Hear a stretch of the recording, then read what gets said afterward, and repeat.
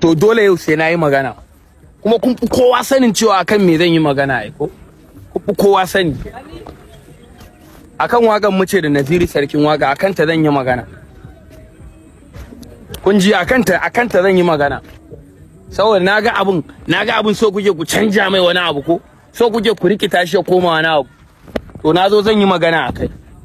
Ina so ku sani zan saki wakan 1 October ne, kun gane ai,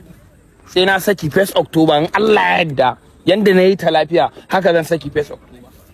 Saboda ku da ba ku following dina kuma kuke mun liking, kana mun liking kana follow, a baka following dina ka ƙara mun liking, ka ji ko kai da kai wanda ka danna liking da kai nake.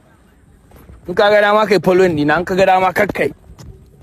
Dan saki waka sai in ga uban me zaka yi, in ka ga bidiyon ma kakkai like, ka ji da kai nake, kai din kai da kake ganin bidiyon kai nake ai. 1 October ku je ku subscribing channel dina a YouTube, sannan ku following din duka page ina, saboda wannan wakan ina ƙara ga ba ta irin ta ba arewa fa, ita ce ta farko ta ƙarshe, kun gane ai. Saura kuma wani ya mun comment ya ce promotion nake yi, kun ji ba ka daina dauka na bane, da ya dauka na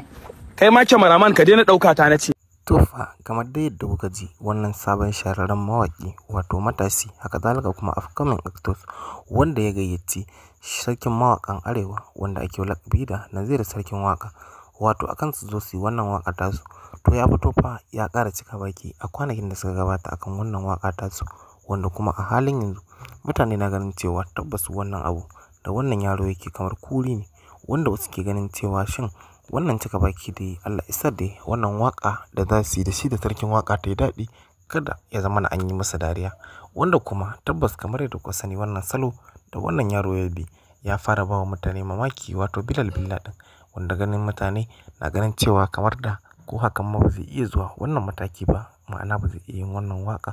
ko wani abu da ya kama da haka ba. Amma kuma wannan yaro wato Bilal Billa ya ɗauki dogon lokaci yana haƙuri, wanda in za ku iya tunawa da farko da ya je ce yana so ya wannan waka da shi da sarkin waka wato Naziru sarkin waka, wanda ya ce yana so Naziru sarkin waka ya ɗora masa bas ɗinsa a cikin wannan waka. Naziru sarkin waka ya nuna lokacin ba shi da lokaci, amma da haka ba zai ki amsa ta yinsa ba, imma ya jira na wani ɗan lokaci, imma kuma ya karɓi naira miliyan 2 ya haƙura da yin waƙar da shi. Duk da wannan yaro wato Bilal Billa ya nuna cewa yana son wannan waka da Naziru sarkin waka, duk da cewa ya nuna miliyan 2 a rayuwarsa abu ne mai matukar muhimmanci, amma fa ya zabi shin Naziru sarkin wakan ya dora masa bas din nasa fiye da ya basa wannan kuɗi, ma'ana ma'udin wannan kuɗi naira miliyan 2, wanda kuma yi dako, wanda har Allah ya nuna mana wannan lokaci, wanda za ku iya tunawa tun a lokacin Naziru sarkin wakan ya ce jira shi ne tsawon wata 2, wanda wannan lokaci ya yi. Gobe ne in Allah da za a saki waka.